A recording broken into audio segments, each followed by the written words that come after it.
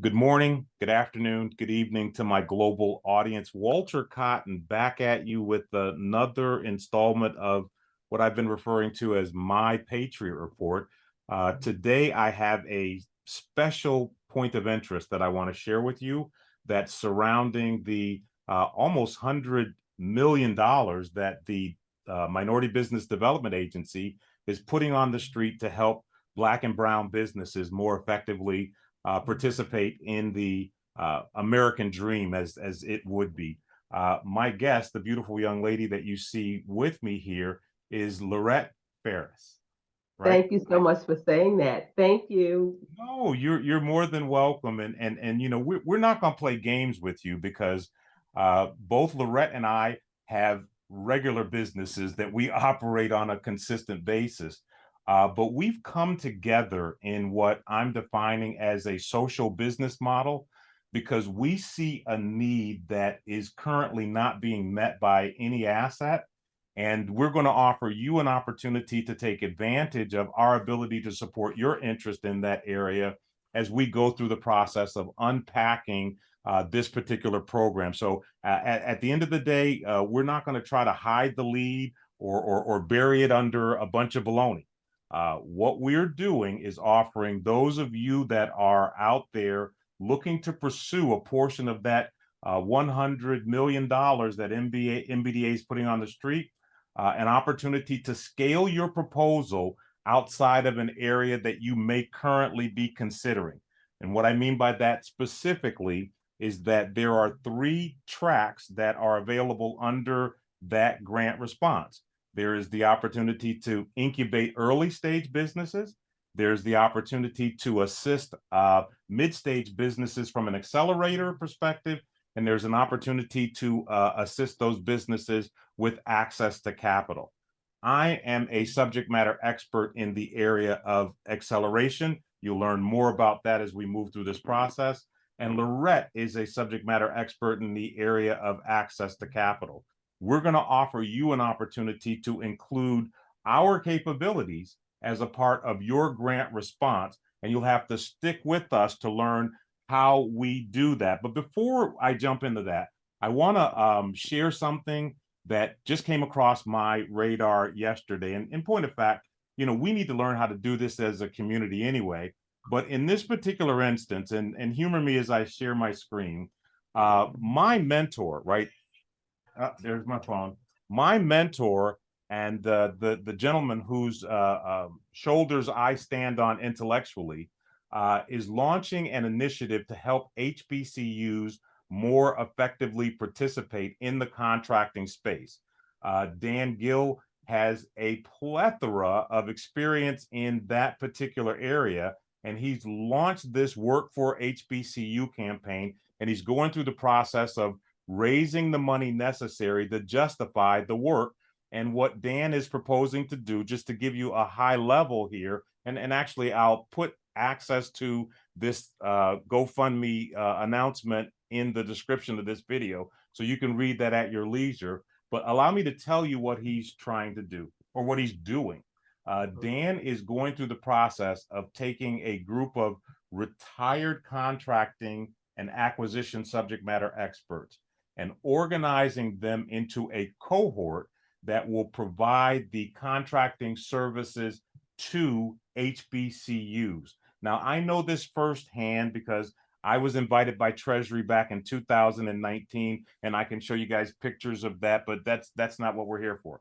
What we're here for is getting information across to you. But in 2019, I was invited by Treasury to the HBCU week in Washington by the Congressional Black Caucus and all of that good stuff to talk to the presidents of our HBCUs about their ability to utilize federal contracting as a stabilizing asset, right? The Thurgood Marshall Foundation found that our majority universities were taking about 43%, right, of their appropriations from federal contracts. 43% of the revenues that they were using from federal contracts, while our HBCUs were hovering around 1%. Dan's effort is designed to help correct that dilemma. And I would ask those of you who are friends of myself or friends of the program to surf over to Dan's announcement. And if it works for you, go ahead and support the brother's effort. That's a mouthful. I'd Yeah, to but put that's the significant. it is significant, and I'm going to go ahead and give myself a break by starting the process of introducing this wonderful couple to you, and our capability and background. Most of you may already know me, so I'm going to go second, notwithstanding the fact that I was raised right, so it's ladies first. And I want Miss Farris to explain to you her background and the kinds of assistance that she's going to be able to provide you support in. So, Lorette, if you don't mind, can you start out by giving your unique background in the area of fundraising and access to capital? Absolutely, absolutely. And again, thank you for the opportunity, Walter.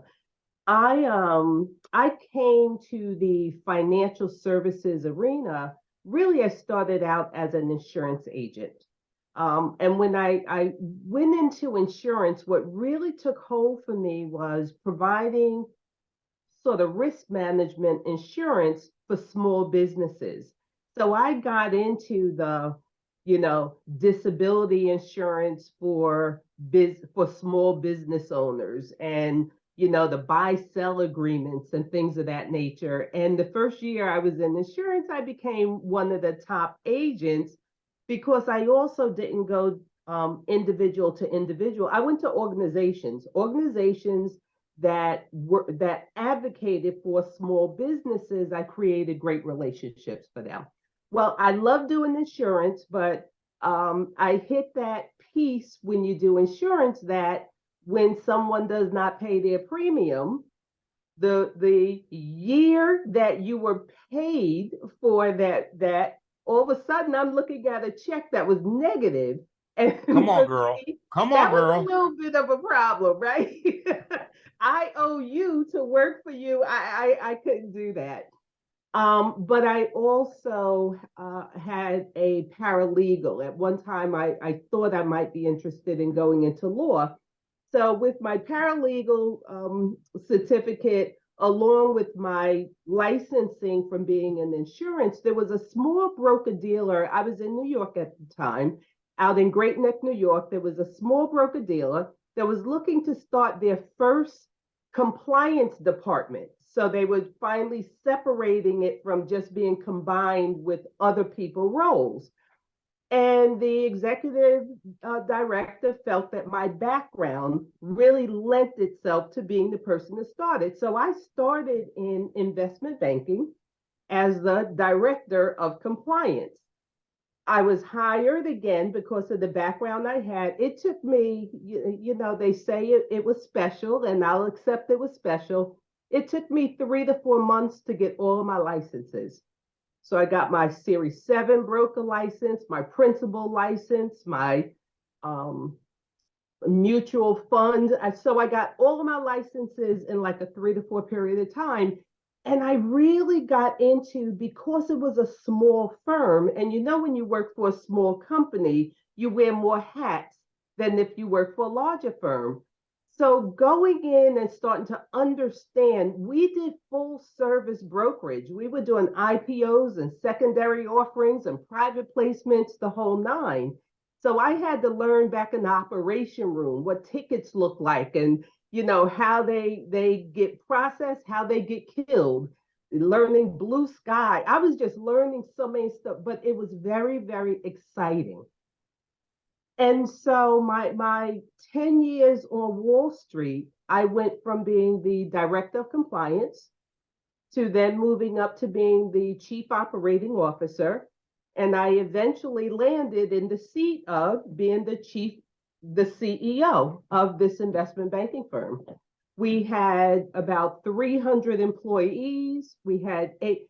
Let me back up. Okay. Wait. I got to stop you there, right? Yes. Because you said something significant, and I just don't want that water to just run under the bridge unnoticed. So what you said was, you wound up as the CEO of a broker dealer that provided the full menu of financial services and capital acquisition or fundraising services for business. Is Yes, that accurate?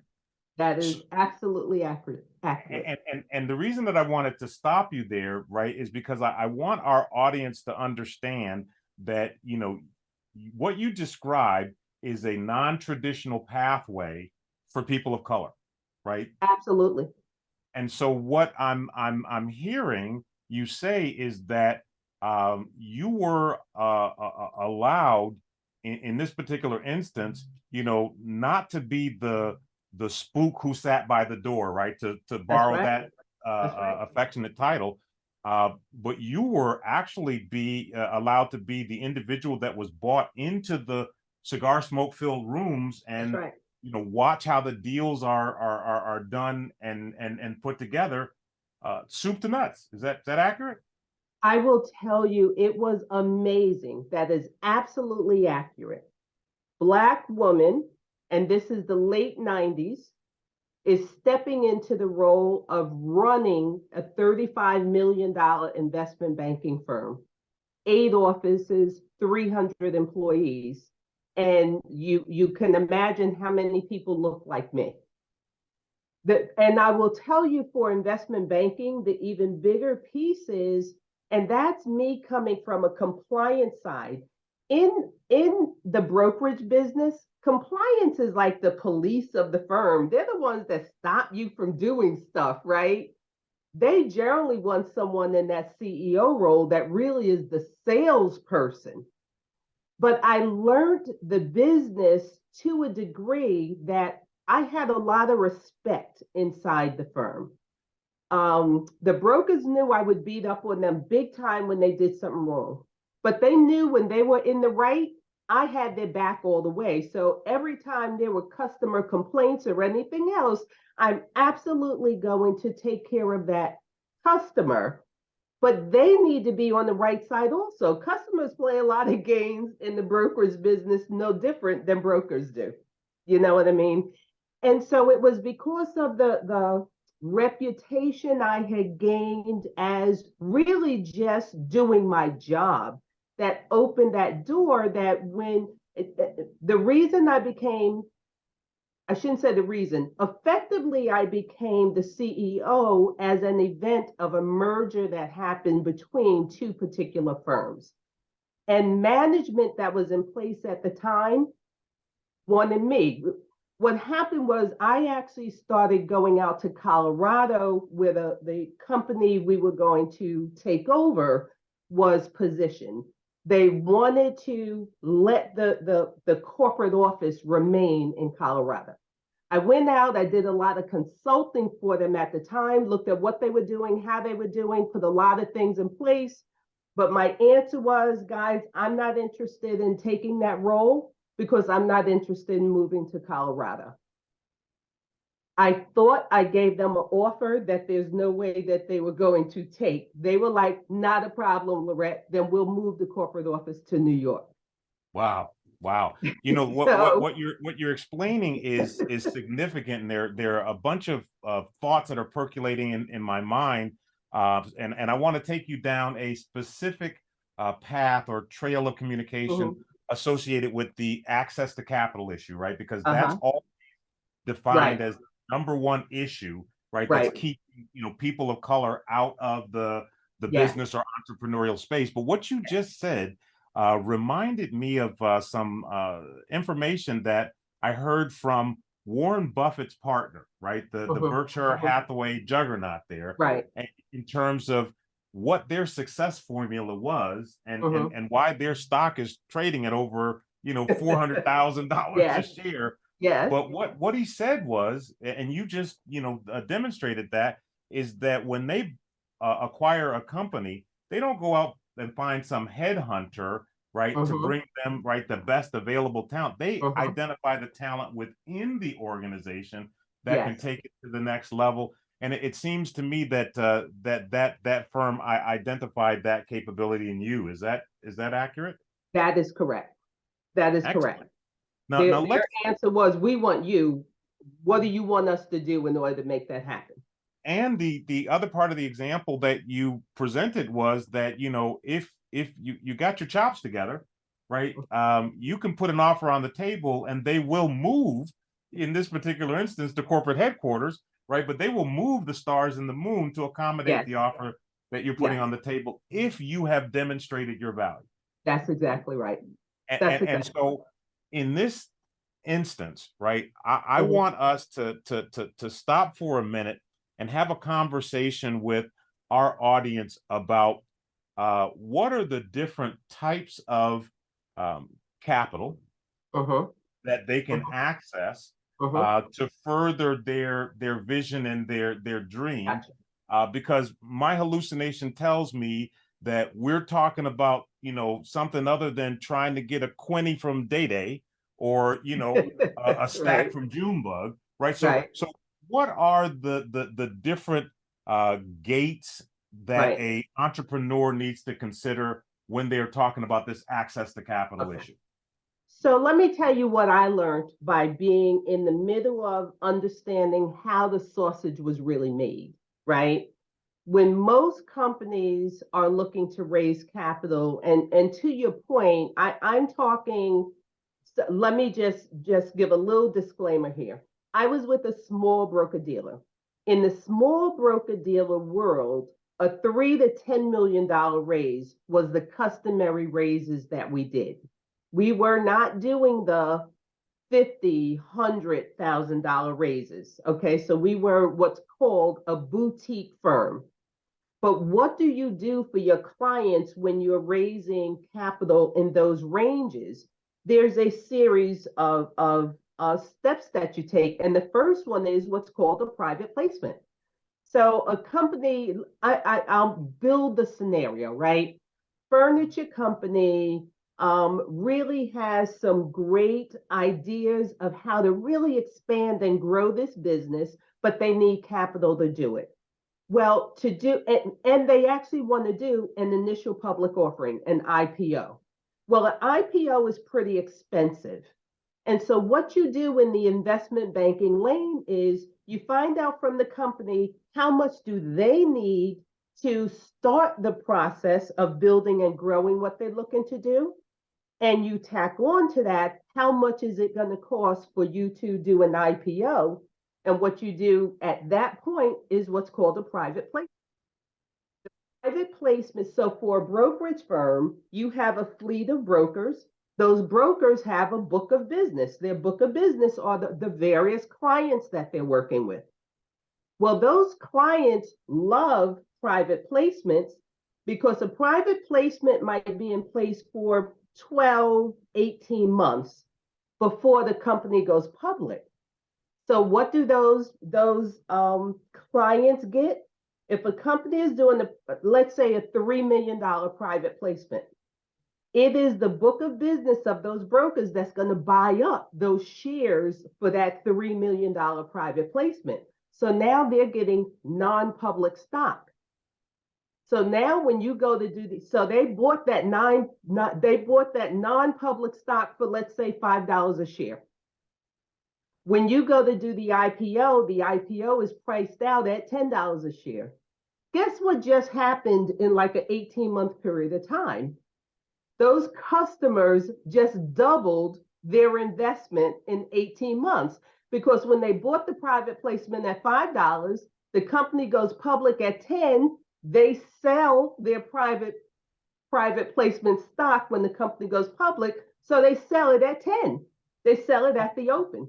So let me see if I can understand this a little bit better, because I in this arena, I feel like I need to come from the Denzel Washington school of explain it to me like I'm a Yes, 2-year-old. yes. So when you talk about private placement, what you're ostensibly talking about is a individual or Uh-huh. corporation making a direct investment into a company and walking away with a percentage of equity.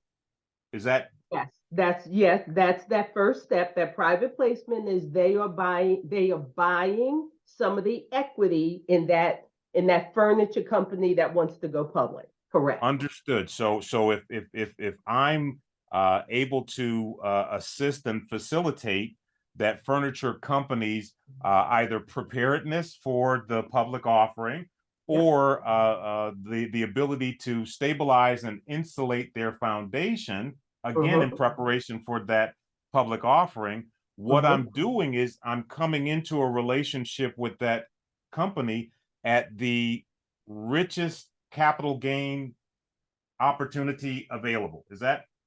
That's how a lot of people look at it. Yes. So initially, yes. And I only say that because when the company goes public, you never really know what the market, how the market is going to look at it, right? You don't know if the market is going to go up or if the market's going to go down. And a lot of times when you do an IPO, it generally always goes up, but very shortly thereafter it will come down. Now it's a matter of the company doing what they're supposed to do to start stabilizing that price. And So what if I'm operating and understanding this correctly, what you're saying is that if I'm a small business and I need $1 to $5 million, right, to further my dream, right, to I'm not even thinking about the IPO just yet. exactly, I exactly, just need $1 to $5 right, million to further my dream. right. The private placement is a pathway that's available to them to use. That's exactly right. It I have a always follow-up. has been. It always has been, right? But because of the Jobs Act of 2012, that leveled the playing field for smaller companies to use this exact same process to raise capital. That private placement in today's world, it's whether you do a private placement or crowdfunded offering.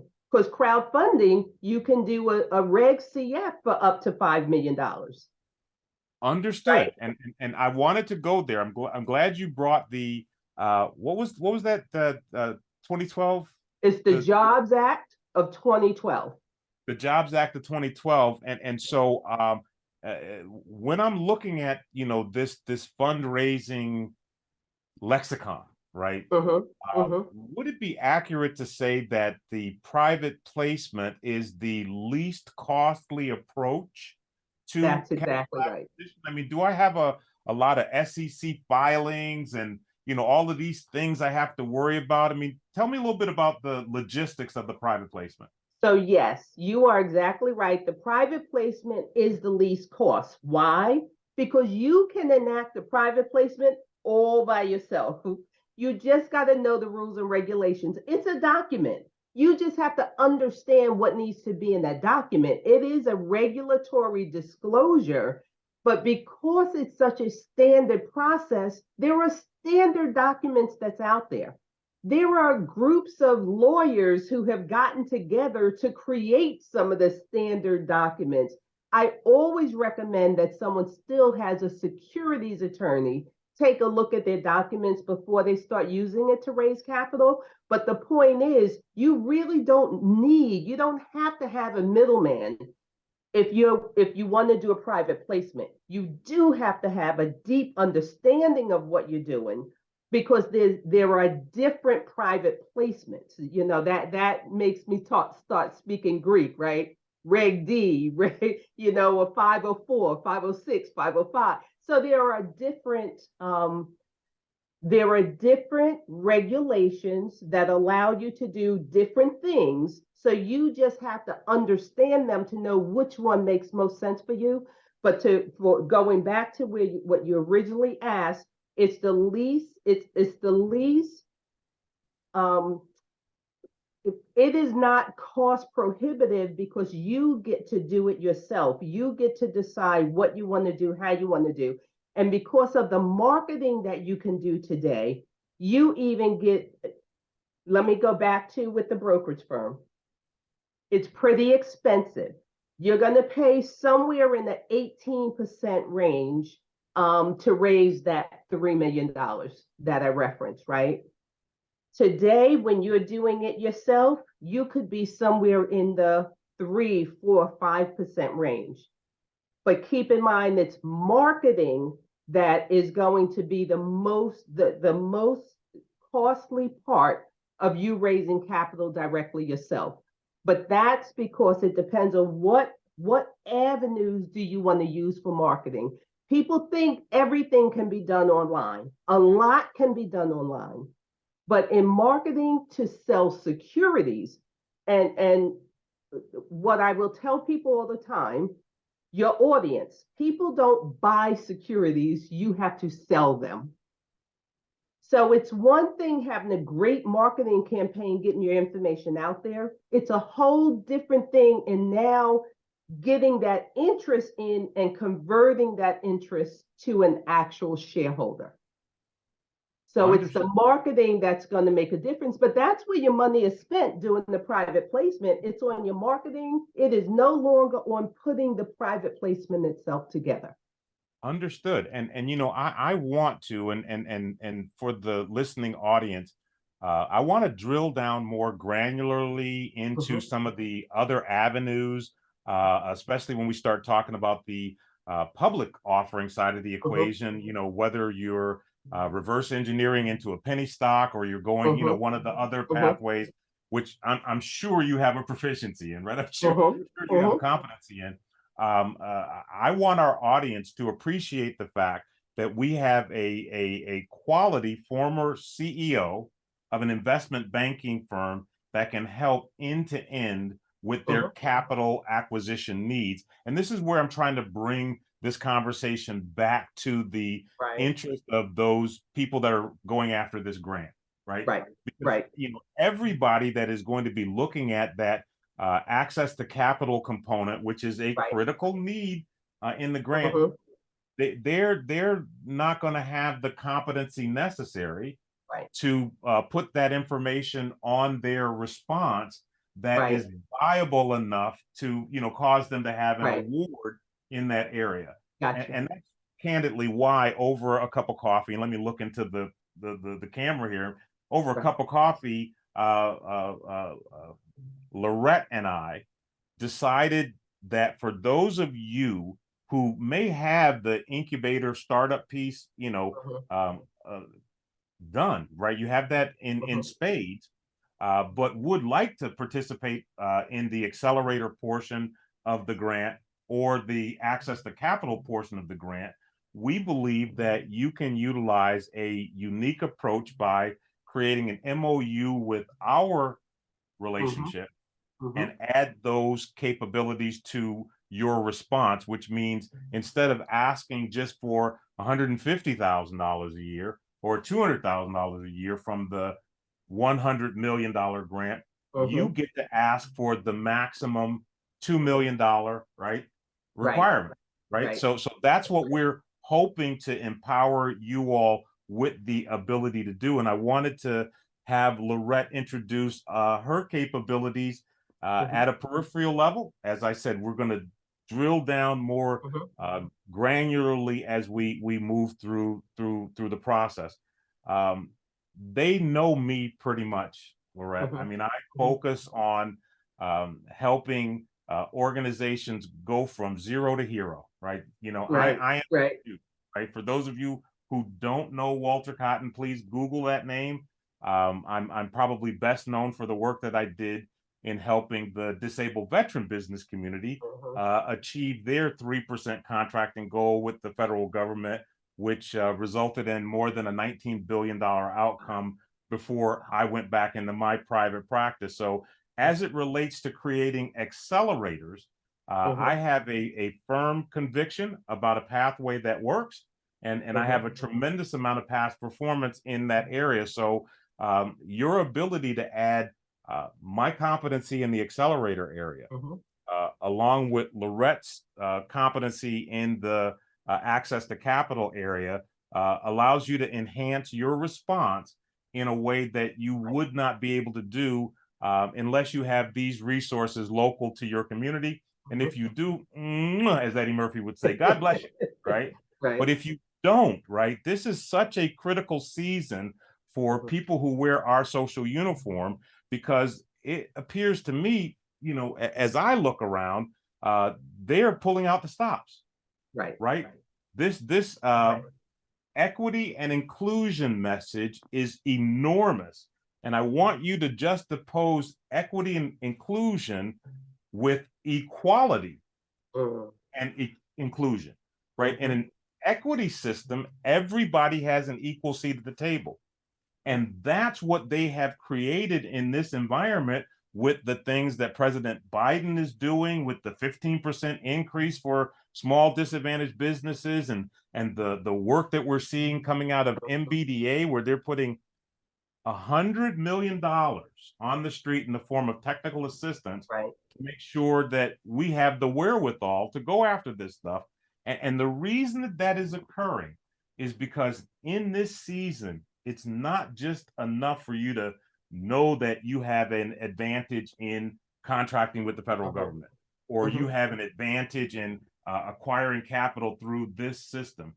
In this season, it's absolutely critical that you have the know-how to Absolutely. execute against those That's right. capabilities. So I've been at this game for a while. I've met some wonderful professionals like Lorette, and what we're going to do is provide you guys an organized approach Mhm. to employing our capability under a MOU. And if you read your grant, right, you're going to find that that is a approach that you can take to expand your ability to go after more money from this grant than you would Mhm. have historically. But I have a question for you, Lorette, because um, I've been through this practice with a lot of community-based organizations. Right. And, you know, as I sit down and I read the grant, I think that some of the respondents may be missing critical language and elements within that grant.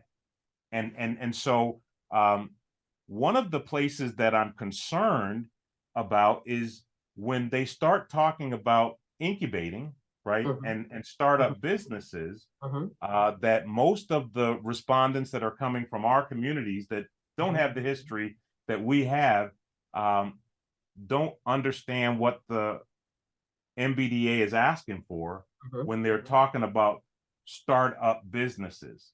And I want to specifically bring the audience's attention to language in the grant. And if you haven't read this, I want you to go back and read Mhm. it again, that says your startup businesses have to be scalable and investable. Investable.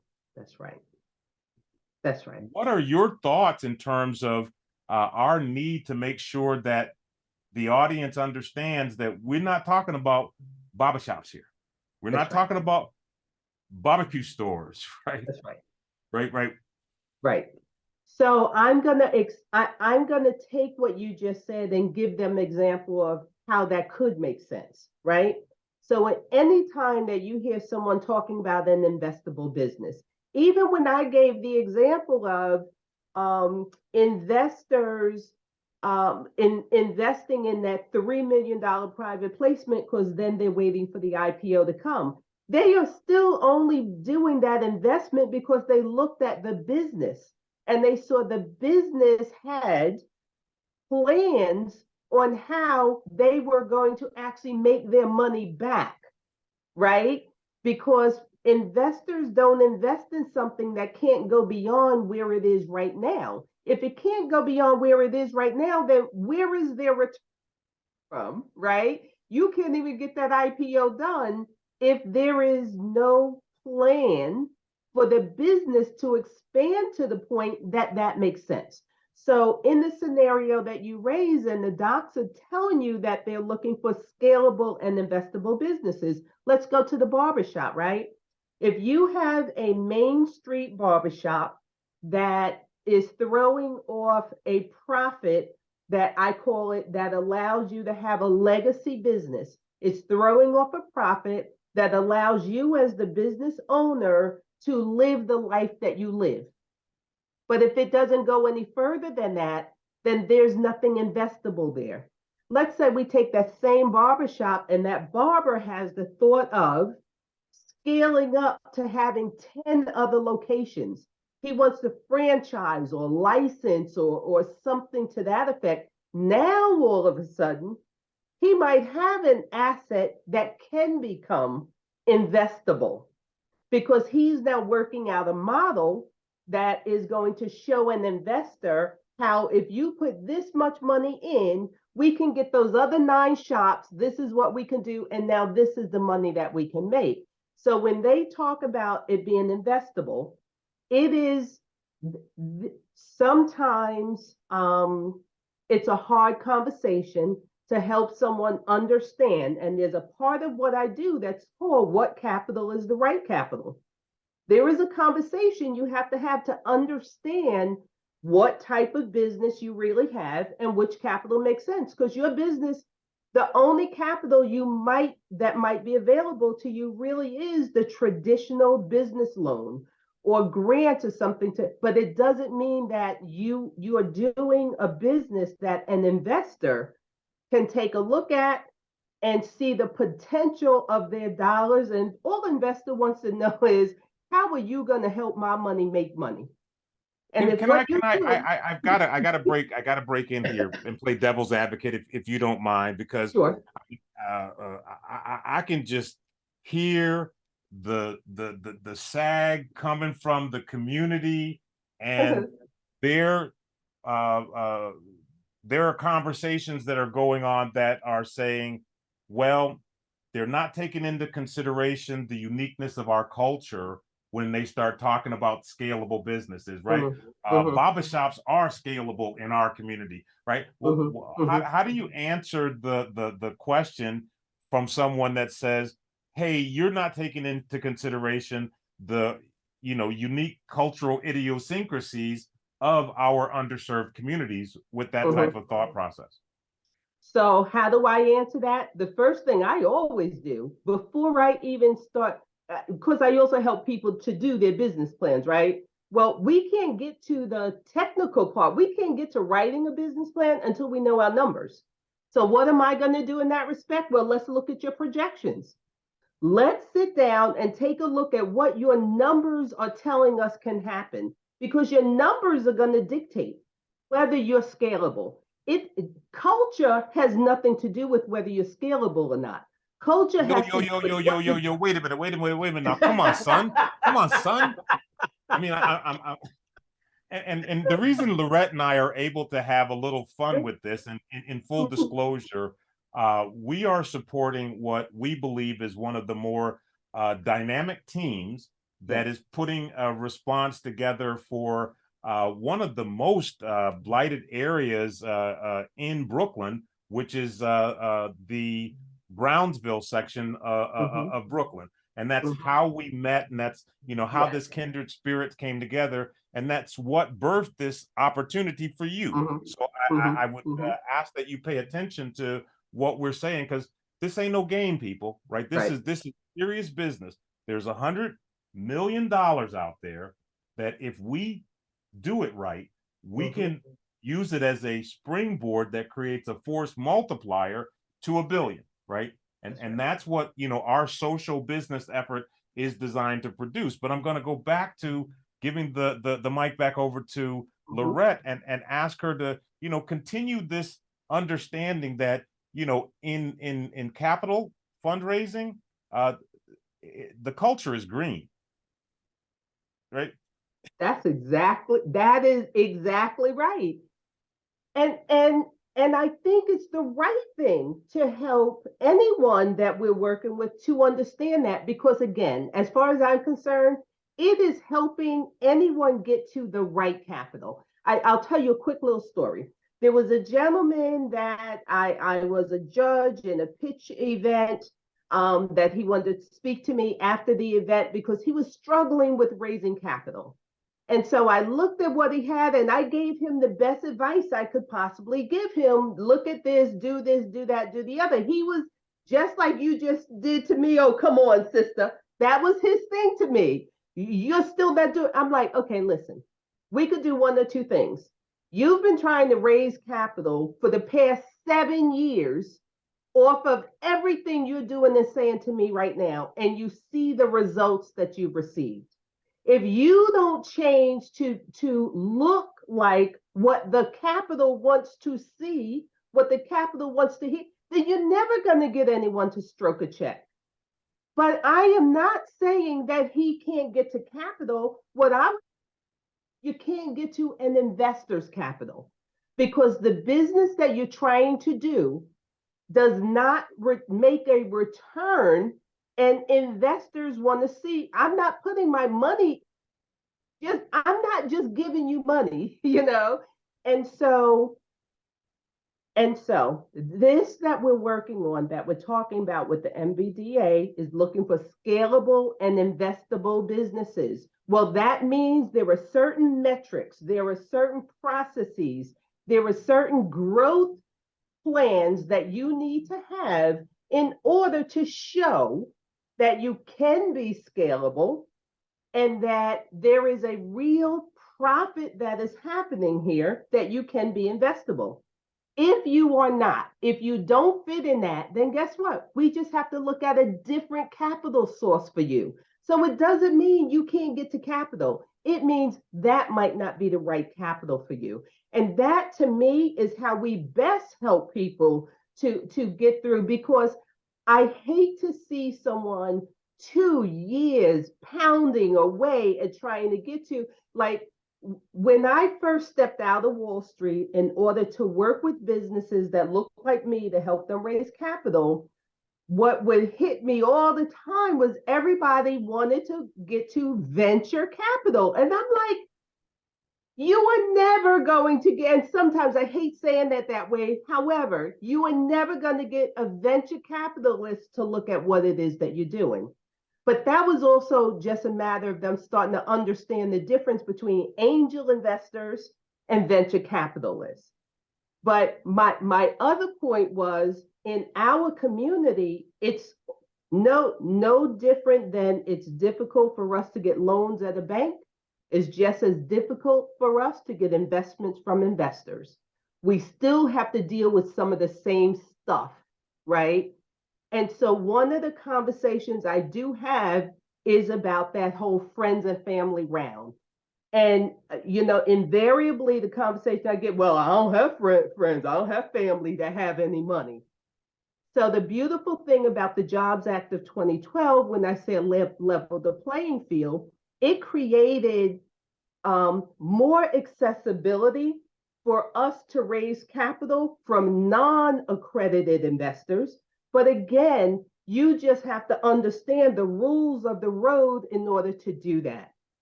Again, I pull back and say, what capital is the right capital? Do you have to reach for the capital of the kind of friends and family that you have, that the most they can do is put in $150 each? Well, learn the rules of the road that allows you to raise capital that way. But let's go back to an angel investor, right? If you were doing a type of project that you want that angel investor to understand that there is interest in what you're doing, then you do the type of a raise that you can raise those smaller amounts. And now you have empirical data to show that investor, yes, people are interested. Look, these 300 people invested $100 each. The investor might not be happy because there's all those investors there, but they see you have real traction by way of there are people interested. Because there's also now another way to make the deal that's going to make those early investors happy, right? The investor money coming in can pay them out. So there are just different ways that you can raise your capital or get to capital. If you sort of change your mindset from thinking there's only this one or two types of capital out there. And I'll end this part on, I am someone who I cringe when I see different events going on and the event is titled Access to Capital. The reason with that is invariably that is an event where traditional capital is telling you the few people that will qualify because we need you to have this, and this. I say, do not let that stop you. That's telling you that particular capital is only looking for this particular audience. You have to find the capital that you can actually step into. So I preach on that all the time, Walter. I can't help myself. And you deserve a bully pulpit for that message, right? Because it is a critical message. But there's this old adage in showbiz that says, always leave them wanting more, right? Okay. So I'm going to pivot a little bit because for those of you who are listeners, Lorette and I are going to be back on this platform consistently, providing you the benefit of our education. But this particular uh, initiative is designed for those individuals that are looking to respond to that MBDA grant that has a February 28th response date. So you guys have to go through a decision tree as to whether or not you want to enhance your response with the access to capital solution that my good friend Lorette can offer to you, or the accelerator, or should I say, and the accelerator that you can get through my particular effort. So I want to just close this segment out by taking a look, and I'm going to share my screen here. It may look a little messy when we get started, but it's my belief, and let me see if I can find that document. Yes, here's the document. It's my belief that most people that are out there going through this grant review process have an initiative like this underway, right? Where they've gone ahead and they've taken the grant and they've broken it down, and they've taken the sections and put people's names in them and said, hey, fill out this, and these are the missing pieces. Right. What we have done, which is a lot more detailed than that, is we've actually taken the grant and we've broken it down to the critical areas of need, right? And so the reason that we're talking very aggressively about your need to create scalable and investable businesses is because that language, if you can see the section in green that I'm highlighting here, it is repeated throughout this document, right, at least 12 times.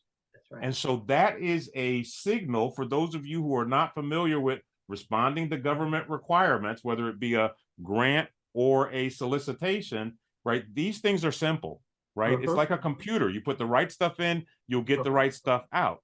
And so what we've done is we've gone ahead and come up with a strategy, right, that's going to help the client that we're supporting in Brownsville maximize their acquisition under this particular grant. And we're actually targeting them towards the $3 million range because of some nuances that we're building into this response that we're supporting. But we understand that everybody doesn't have a Lorette and Walter on their team. And we puzzled about, how we could maybe help more underserved communities, how we could help more community-based organizations that had the right interest at hand, in heart. And our approach is very simply to give you all access, right, to our skill set and our capability, and allow you to add that to your competitive approach as you respond to this particular grant. So at the end of this video, as well as in the description, I'm going to provide you information that you can use to contact us, ask us the additional questions, as well as edify yourself so that you can make an educated decision. Because as I said, we have a professional business that we run individually outside of this. This is our social business initiative that we are trying to leverage the Internet of Things to be places that we wouldn't, right, be able to be without that availability. So Lorette, I'm going to bring this conversation to a close with the request that you commit to at least doing one of these tapings per week until we get to the grant response. And then I'm going to lean forward and I'm going to ask you another stronger question, because this is a competency that our community needs, right? I mean, they need to get a financial literacy level that's a lot higher than it is. Right. So even after we've got the grant response in and the awards made, I want to ask if I can call on you periodically to come in and provide some seasoning and flavor to the Patriot Report so that our community can become more competent. So my first answer is absolutely. I am willing to do this on a weekly basis until we get there. My second answer is I love bringing folks along. So yes, I am willing to provide input. The services that I offer, I am willing to assist where I can in helping people to understand this space and how they get to Capitol and all the rest of that, along with you in doing this. So both answers are yes and yes. Excellent. So for the audience members that are trying to figure out, like, how is this thing going to work? During the next broadcast, what we're going to do is we're going to show you a visual example, right, of the environment that you would interface with. And we're going to give you the 411, as the kids would say, on what you need to do to bring us into a participative relationship with your grant response. Well, Lorette, I think that we've given them a brainful today. You good? Yeah, I think we're good for now. And I'm going to close this one out as I always do, because I think we've answered the mail. So until next time, this is Lorette Farris and Walter Cotton saying, we're out. Peace out. The revolution will not be right back after a message about a white tornado, white lightning, or white people. You will not have to worry about a dove in your bedroom, the tiger in your tank, or the giant in your toilet bowl. The revolution will not go better with coke. The revolution will not fight germs that may cause bad breath. The revolution will put you in the driver's seat. The revolution will not be televised, will not be televised, will not be televised, will not be televised. The revolution will be no rerun, brothers. The revolution will be live.